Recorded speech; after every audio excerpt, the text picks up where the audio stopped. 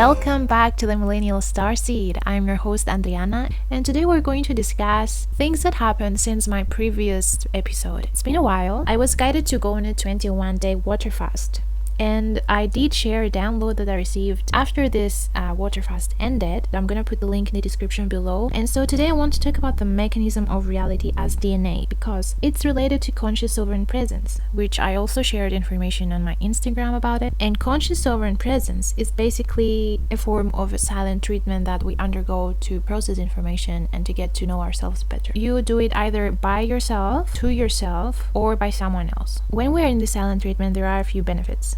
We enter the space of intense thinking and overthinking and deep self-reflection, basically. We play out many different scenarios in our minds until we're ready to do shadow integration. We then proceed to the second stage, which is seeing and being explained by our aspects and other dimensional versions of ourselves what our reality was playing out until that moment of self-realization, and how the belief systems worked in that construct to really see why and how they're playing out. We then go to the third state of this processing, where we realize that our thoughts, our emotions, and our frequency can be easily affected if we go on autopilot. Then we learn to shift our perception from the unconscious to the womb of our body and our consciousness, and how to actually practice conscious sovereign presence. And we can also apply techniques that help in this. In order to not become influenced by the external reality and to be sovereign in our presence, we must first process the unprocessed emotions, the unprocessed thoughts. That's why we go through this intense period of overthinking and overfeeling. There's another healing process happening so that we can see our shadow,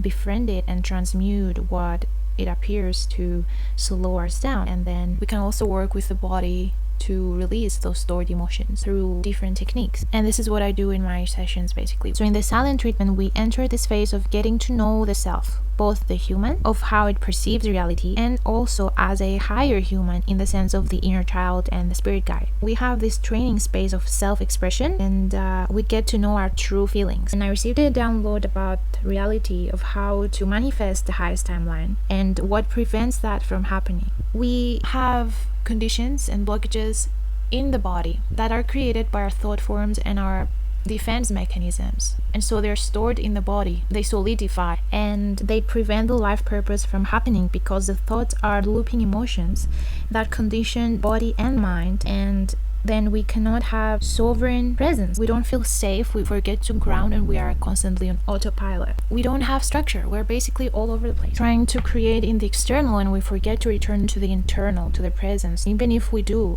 it in a way that is still conditioned. So in order to find conscious sovereign presence, you need to work with the layers that prevent you to be in your highest expression. So what is blocking your highest expression? What self-defenses have you accumulated and are playing out on what thought forms, and what is looping, what needs to be seen, transmuted, and healed? Instant manifestation is within conscious sovereign presence. It's not in the unconscious autopilot or self-sabotaging or self-defending mechanism. When you are able to embody conscious sovereign presence, then you have instant manifestation. So there's always a mechanism that everything, basically life, is based on. We are the ones translating energy. If our perception has experienced any form of trauma, it keeps repeating the same attitude towards a situation that the human translates from its own mind.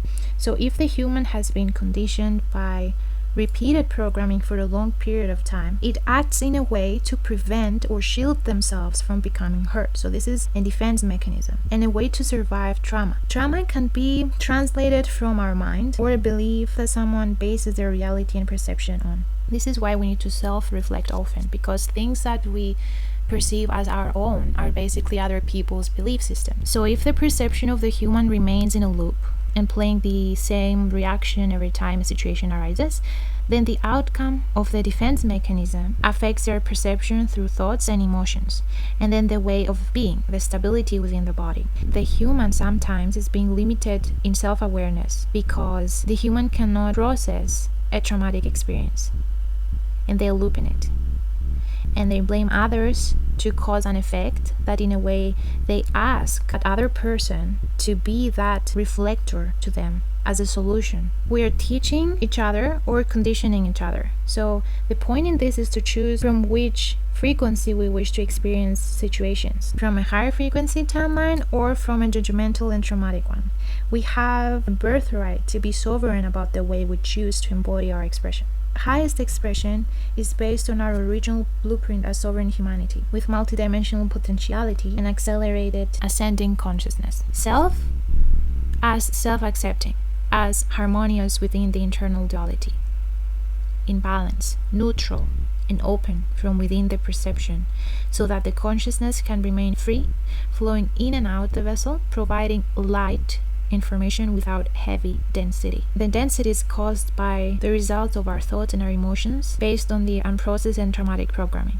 So the light information is the one that fuels the blossoming of the inner evolution and the self-realization of oneness. So how we choose to perceive and react determines what events we cause to see and learn through that experience. But how about the way we feel inside the body when it comes to breath blockages and distractions in the field? We can create routines to break the loops that help the consciousness accelerate and raise the frequency rather than looping in the same low frequency situation. When we work with the freedom codes, as explained by Sandra Walter, and I will put a link in the description below about it, we are now being in training on how to embody the photonic presence within the crystalline structures of our DNA, how to embody that, how to activate that and spin that through our DNA. Since each internal process, both in the mental aspect and in the physical, biological aspects of DNA, have their own mechanisms. Each mechanism needs a specific structured influence in order to spark change, in order to evolve. For example, if we relax our nervous system, it produces the good hormones that bring harmony and balance and homeostasis, so that these can promote heart coherence and conscious sovereign presence to the mind, and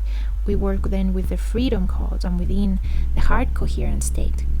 And through this, we work with our bodies, with the inner tree, the chakra system. We use the mantras, the poses and the stretches and the pressure points to clear and direct energy. We can also use the elements.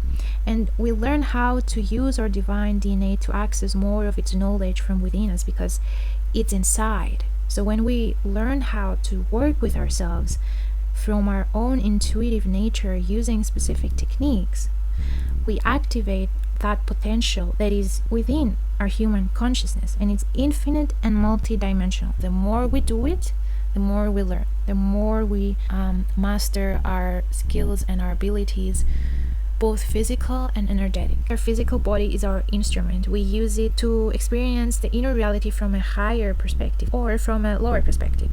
So which mechanism do we wish to experience more of? It's not only the good feeling thoughts. It's by transmuting and fixing the false mechanism that caused all of this to happen and to be experienced through the trauma, to rewrite every day through action and embodiment who we truly wish to be and how we truly wish to act in order to align ourselves with our highest timeline. And what are the things that are blocking you from actually embodying that? What mental constructs do you have? It's just our minds, our ways that we perceive our reality, our conditions, our traumas, and sometimes our laziness. Through my personal journey and my way of experience, I realized that presence comes when we allow our mind to be present with all the elements. They just are. They do not hold power over us. There has been a split in our consciousness, and that was programmed through the different perceptions and interpretations of meditation, of the word meditation. The DNA techniques that I was guided to share are the way that I was taught by my other dimensional versions, by my spirit guides, how to be more present within my body to such a degree that I can sense inorganic energy, both in the sense of knowing in what way my consciousness has been hacked and how it was used mentally and physically, identifying where that energy is in the body. And I was guided to know how to remove them through the Fibonacci sequence and specific pressure point techniques and poses and mantras that activate both the internal tree, the body, through removing blockages in the muscle, and at the same time activating the light body so that they all work as one in all layers. So I learned how to identify the possession of the consciousness and to apply those techniques to ground myself and to become more sovereign. And at times it's not easy to do this when there are planetary things going on, or when you are working on transmuting something karmic in the bloodline that was in a loop in generations, but through time, you learn how to master it. An easier way to shift timelines is to apply this healing method where you realize your accomplishments, you self-realize your growth, even the small successes, to cultivate a healthy relationship within yourself and with others. Because when you apply this to yourself, you are more able to express your true feelings to others, to express your authentic self without trying to hide behind masks or without trying to be a version of you that is not you just to make other people happy. So you learn how to practice your organic frequency. With self-realization comes a form of innocence, of purity, of kindness, humbleness, and authenticity. So check in with yourself often, because these things can be perceived in many ways by people. Even if people perceive you in many different ways, this has nothing to do with you. Keep adjusting what needs to be adjusted. Keep this flame alive and cultivate it with no matter the distraction or the density or the projection of the external. Keep radiating love. Become stronger than your environment, and whatever is trying to project in and hack your consciousness, just know that you have the choice not to allow it to affect you. And if it does affect you, it's okay, because you're in training on how to master it, to perceive reality in a different way that helps evolution and doesn't slow your evolution down. So don't be hard on yourself if you fail 1 or 2 times or more, because the more mistakes you make, the more you learn. So this is an example of how quantum DNA works. Something happens, it causes a reaction mentally and emotionally, and if it doesn't become seen, it passes unprocessed in the body, and it plays out in many different looping scenarios. When we tune in and we see the real reason that we avoid things or we do things, we uncover the trauma. So when this happens, we feel such an inner freedom that we finally got the chance to express this to ourselves, to see the trauma and to see what was there to be seen. Then we get the chance to make an honest and authentic decision and to gain clarity on the steps necessary to accomplish what we need to accomplish. So this is how everything comes to blend together. When we create our reality and manifesting the highest timeline, we do this not only in our minds. We don't just visualize the best outcome, but we transmute the previous belief systems within our hearts by feeling what needs to be transmuted by the current reality and the current moment. And we don't just magically appear on the highest timeline. If we don't consciously ground, we enter in a state of overload, both mentally and physically, which creates unprocessed emotions that are stuck within the body, and in time they cause hormonal imbalances and mood disorders or eating disorders and other side effects on the health. So they take us out of the homeostasis state. So we're learning how to bring back that homeostasis by mastering all different layers, both physical, energetic. That is why we're in training daily. We train the body, we train the mind, we train the conscious aura and presence of instant manifestation of the now, and we learn how to relax without self-distracting. And it's not about perfectionism either. It's about learning how to be balanced and how to practice your mastery. Sometimes it's about how much you deeply forgive yourself, how much you forgive your old versions of self. And some other times it's about how much you deeply forgive others that have wronged you. And the way to heal this is to bring the old version to meet the new version. You're here, but you feel the subconscious. We accept things for what they are, and we adjust our triggers. Most solutions are internal. But if we talk about the external or social behaviors and societal solutions, we need both internal presence and external mass expression of free will and sovereignty against inorganic timelines and mass control mechanisms. DNA works in a quantum way, and all is in one field. I am still receiving information about the oversoul because I asked who is the original creator of the soul. So because it's a vast topic, my human mind is still trying to understand how it actually works. And so far I received the information that the soul had many lives in many different bodies of consciousness, not only the current human vessel. So as a soul, we have many different incarnations. It can be as a female body or as a male body. Let's say we are the oversoul. Each oversoul creates incarnations, right? And experiences these incarnations through a vessel. Each oversoul has 12 soul incarnations, and these incarnations are connected to the archetypes, the 12 archetypes. And what I basically received from this download about the oversoul is that some of the original oversouls that created this incarnation have actually incarnated in a vessel to adjust the timeline basically and correct the future outcome, and we came back in time to fix this. So in a way, time travel, it does exist, but it's not in the way that it was represented in the movies. It's a soul mechanism and not a physical machine, and it exists interdimensional communication through the unified field of information that it's within us. We can access different dimensions through conscious sovereign presence and connect to different sources of information that is basically ourselves from the higher perspective. And this happens when we achieve homeostasis. I'm training people to achieve this, and I'm also being trained by my other dimensional versions of how to do this. It's a daily practice. We learn how to control the physical, the emotional, the mental, and all the things that makes us humans, and also superhumans, because we are both. We're multidimensional, and we're learning how to merge. When we open up and feel the true meaning of its existence, we send and receive information at the same time.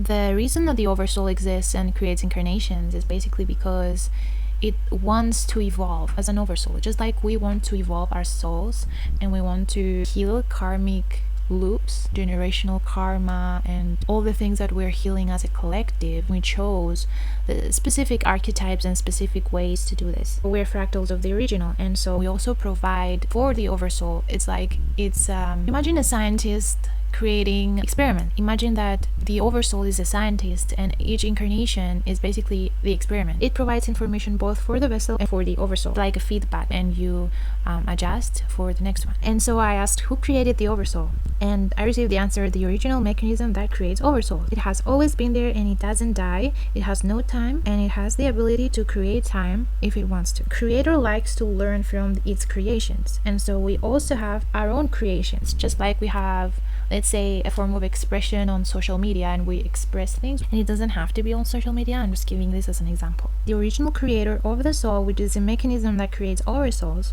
created the oversoul, and the oversoul creates soul incarnations based on lineages and archetypes for soul evolution. In this incarnation, we came back in time to prevent an outcome by changing the timeline through time and space, expanding our consciousness, evolving as a soul, and raising our frequency by actually embodying the highest timeline, the highest expression, the true original blueprint of our DNA. How can we manifest the highest timeline? Through routines that make us happy, that incorporate the inner child, that have the inner child in the surrounding deeply in our womb of creation and inner environment, just like I shared in the previous videos about the inner tree, the outer tree, the shield and the sword of the consciousness, the internal and the external, and the dimensional room. So we learn how to tune into that daily. We check in with our bodies, with our breathing, with our womb, with our internal organs. We feel them. We remove any blockages. We bring homeostasis to the body by adjusting the frequency, by removing stagnance or anxiety, applying epigenetics. We basically work with the Fibonacci sequence. There are many techniques that I teach where you learn how to master the self without needing anybody to do this for you. We open our senses into esoteric alignment, but it starts from within. It expands to our house. That's why when we feel safe in our body, we feel safe in the house. When we feel safe in the house, we feel safe in the body, because our house is like a womb, like in the womb of Gaia. We ground into our core, which is infinite and quantum and connected with the rhythms of creation, and it's an inner dimensional freedom of infinite presence and awareness. And I know this feeling because I had it when I was a child, and I remember how it was. So I hope you guys found this episode helpful. I hope you enjoyed it. If you did, please share it with your friends and family and with the groups and anyone who you feel needs to listen to this. And until next time, stay tuned for videos, blog posts, follow me on social media. We can connect there. If you need any assistance with your creations or with your self-expression or your fitness levels, I'm here for you. Check the links in the description. And I'll see you guys in the next episode of the Millennial Starseed. Bye guys.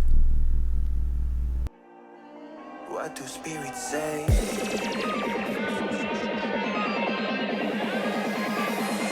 What do spirits say in a darker day?